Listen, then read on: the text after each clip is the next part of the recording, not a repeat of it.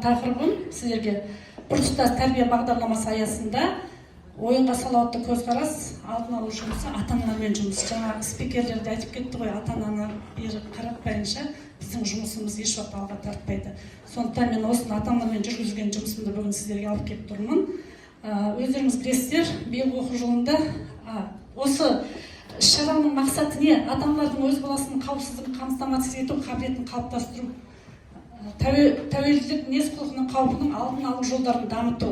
Міндеті ата-аналардың өз баласының қауіпсіздігін қамтамасыз етуге деген ұғымын ояту, баланың дамуындағы ықтимал қауіптер, тәуелділік мінез-құлық белгілері және оның алдын алу шаралары туралы ата-аналардың түсініктерін кеңейту. Және ата-аналардың балаларына көңіл бөлуінің, заңсыз әрекеттерінің алдын алуының маңыздылығын күшейту. Енді күтілетін нәтиже жоғары сынып оқушыларын тәрбиелеуге көмектесетін отбасы ресурстарын қалыптастыру, ата-аналардың тәуелділіктің алдын алу және оған қарсы тұру шаралары бойынша білімдерін жетілдіру, психобелсенді заттарды қолданудың, құқық бұзушылықтың профилактикасын жақсарту үшін жағдай жасау.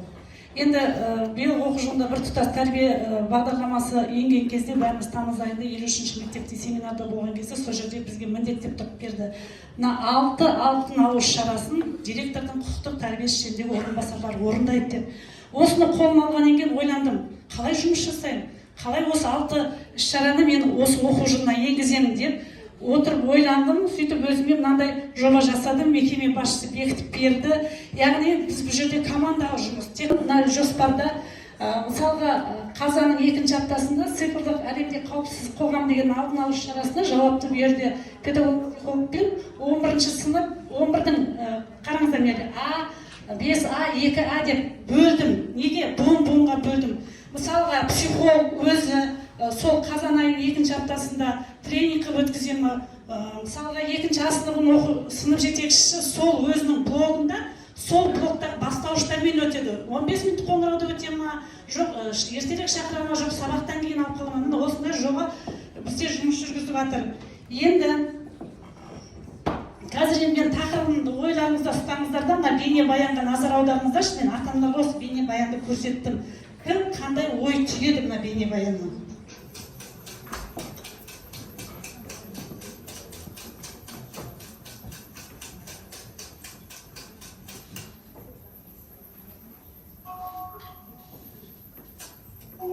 Қазір қоғамдағы дерт қой, тек қана кәмелетке толмаған жасөспірімдер емес, үлкен адамдардың өздері осындай жолда кездесіп жатыр, осындай ол кісілердің алдынан да шығып жатыр.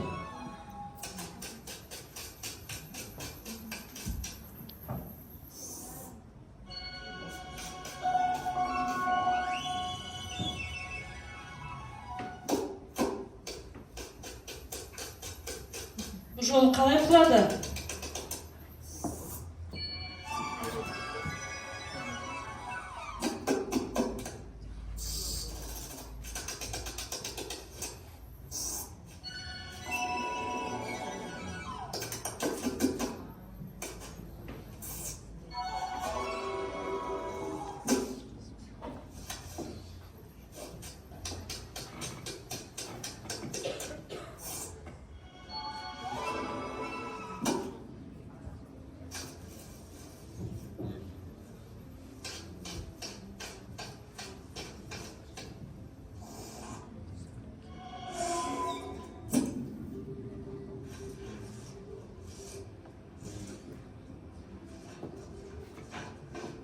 Кім қандай ой түйді?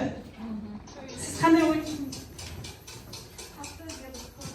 Енді ой түйгенде бұл жерде жаман әдетті ойына түсініп болып, басында қызық болып, ертең келе енді ойын жаман әдет билеп алды да, ең соңында дәрменсіз болды, күресу.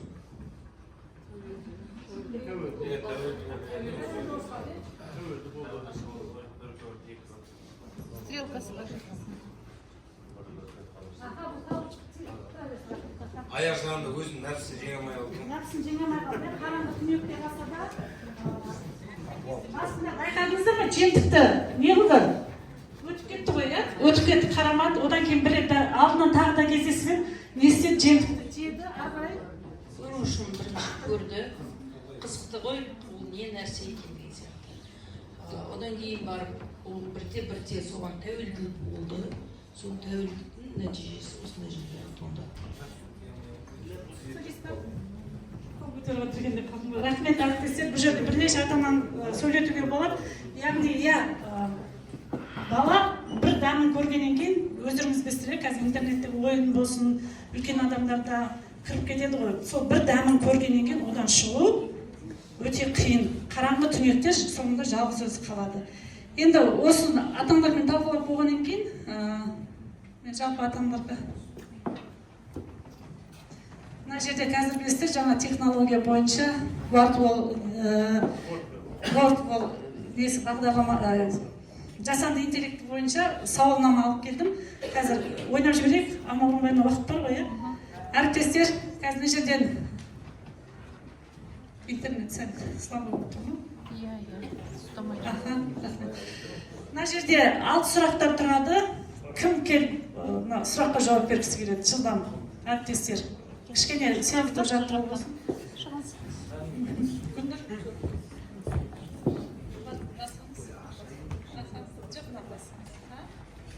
Сізге сұрақ. Ойынға тәуелділік дегенді қалай түсінесіз дейді. Мұны қазіргі видеодан да көрсек болады. Тура сол тақырыпқа сайма-сай келіп тұр екен. Қазіргі біздің қоғамдағы дертіміз осы ұялы телефоннан туындап отыр деп айтсақ та болады. Әр бала, ата-ана осы баланы қадағалау керек негізі. Ойынға тәуелділік деген, яғни кез келген құмар ойыны бар. Қазір көптеген сайттарда ойындар болып жатады. Қызығушылығы туындап бір рет көрейін деп, бағанағы видеодағыдай көрейін деді, соған қалай сүңгіп кеткенін, және қараңғы түнекте ешқандай қасында жора жолдас жоқ, таныс жоқ, оны айтатын сырлас ата-анасы жоқ, оны түсініп жатқан ата-ана жоқ. Сол себепті осындай дертке шалдығады деп ойлаймын. Сол себепті ең бастысы ата-ана бақылау керек. Рахмет. Келесі. Кім шығады? Мен өзім басайын, бір-екі сұрақ. Белсендемейсіздер ғой, құрметті әріптестер. Келесі сұрақ. Балаңызбен соңғы рет қашан қайда бардыңыз дейді. Бар ма? Естеріңізде ма? Мемлекеттің жұмысы деп.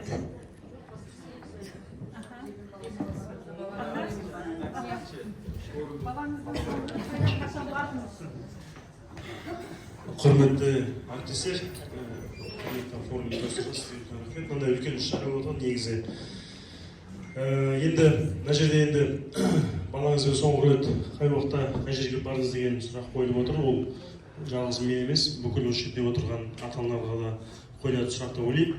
Мен өзім 5 балам бар. Мысалы біз жұмыс уақыты бізде 5 күндік.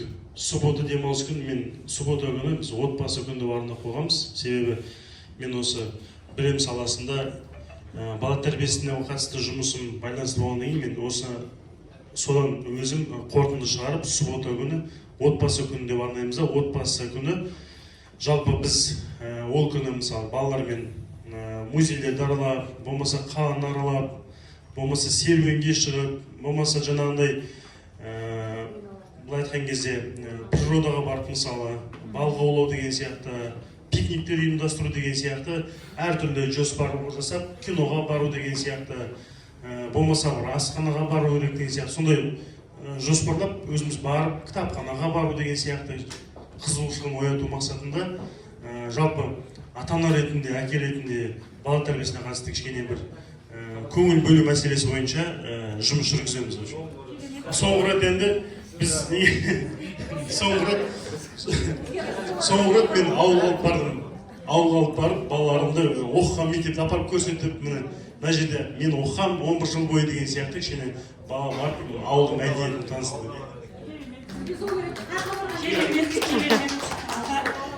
Әрқарай мен еді, жауап уақыт шектеулі ғой, мен қойын. Жалпы сұрақтарды оқып кетейін, ата-аналарға қойылған сұрақтарды.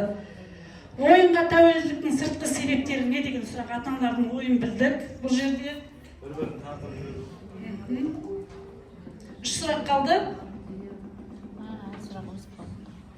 Балаңыздың ұялы телефон, балаңыздың ұялы телефонын көре аласыз ба? Көрсеңіз қалай көресіз? Мен өзім 2 ұлым мен қызым мектеп жасында телефондарын ой бермейді ғой. Мама, неңіз бар менің телефонымда дейді. Енді әріптестер жалпы айтып жатқаным мен ол баламен жұмыс жасап жатырмыз ғой. Ұялы телефон көре аласыз ба? Көрсеңіз қалай көресіз деген сұраққа жауап береміз ба? Біздің өзіміздің жұмыс барысының өзінде ата-аналарға біз балалардың ұялы телефон, смартфондарын қарап қадағалап отырайық, ол қайда кірді, қандай сайттарға кіріп жатыр, тыйым салынғандар оны соған бақылап отырамыз деп. Енді бұл жердегілердің бәрі жұмысы сол болғаннан кейін, мысалы өз басында күнделікті тексеріп отырмын, қарап зерделеп, тарих историясына қайда кіргендігі деген Бәрінен де, дұрыс, бәрінен де бала бақылауы деген бағдарламаны енгізіп қою керек. Ең жақсы сол.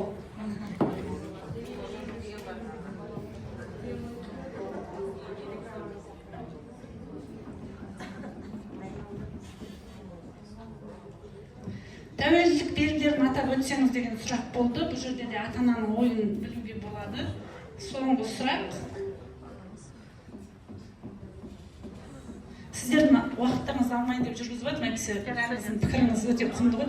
Балаңыз сізбен ашық сөйлесе алады ма дейді. Бізде енді бағана айттым ғой, біріккен жұмыста психологтар сауалнама алған кезде, кей кезде сауалнаманы қарасаң, бала ата-анаға сырын айтпайтын балалар бар. Айтпаймын дейді, мен ата-анам түсінбейді оны дейді. Соны мен ата-анаға ой тастаймын да, осындай сауалнаманың нәтижесінде балалардың осындай. Мен лучше досым айтқанын жақсы еді, болмаса ұстазым айтқан, болмаса ішінде болады деген сияқты ата-аналарды осы жерде біз оятамыз.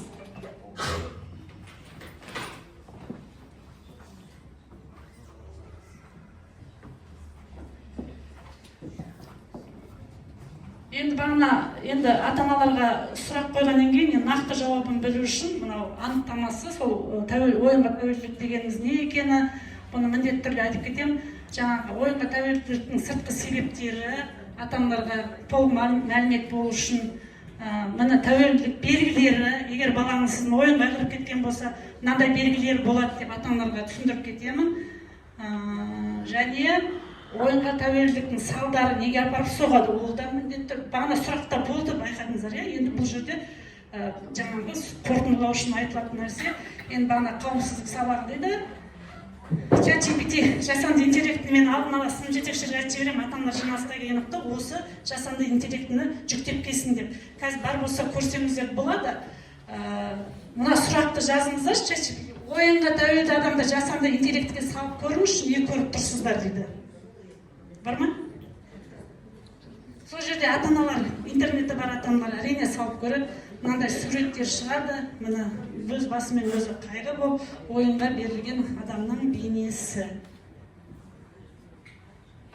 Біздің енді қазір педагогикада да айтады ғой, айтқаннан гөрі жасап көрсін деп. Сондықтан әшейін құр айтып кеткеннен гөрі ата-аналардың осындай тірлік жасауына жағдай жасаймыз.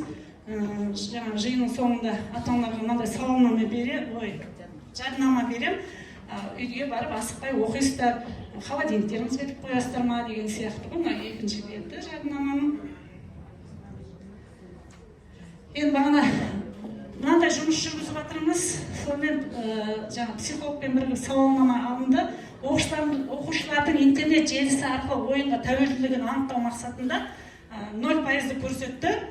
Және әлеуметтік желі арқылы бөгде адамдармен қарым-қатынасқа түстің ба деген сұрақ болды. Ол жерде де 600 оқушымыз бар мектепте. Енді бастауыштың балаларымыз қамтымадық, 5 пен 11-де 0% көрсетті. Психобелсенді заттарды қолдану тәуелділігін анықтау мақсатындағы сауалнамада 0% көрсетті. Осындай жұмыс жүрсе, біздің балаларымыз ешқандай неге құқық бұзушылыққа, тәуелділікке бармайды деп айтамын. Ата-бабамыз ойынға ойсыз құмар деп дөп басып айтқан. Бабалар тарихынан өсек, құмар ойнау деген ұғым қазақ танымында болған емес. Бұл біріне қазір бизнес болса, біріне құмарлығы қанағаттандыратын іс болып табылатыны белгілі. Отбасының берекесін қашырып, азғындыққа апаратын індет. Тәуелсіз мемлекетте ешкімге, ештеңеге тәуелді болмай, ұрпақтарымыз тәуелсіз өмір сүрсін деген келеді, құрметті ата-аналар. Назар қойып тыңдағандарыңызға рахмет. Бала тәрбиесіндегі әр істеріңізге сәттілік тілеймін. Енді әріптестер, берде QR-кодта менің бүгінгі іс-шарама қандай баға бересіздер? Пікірлеріңіз бар ма? Бірдеңе қалып кетті ме? Қосу керек па? Жасасаңыздар болады. Кері байланыс жасасаңыздар болады. Рахмет әріптестер.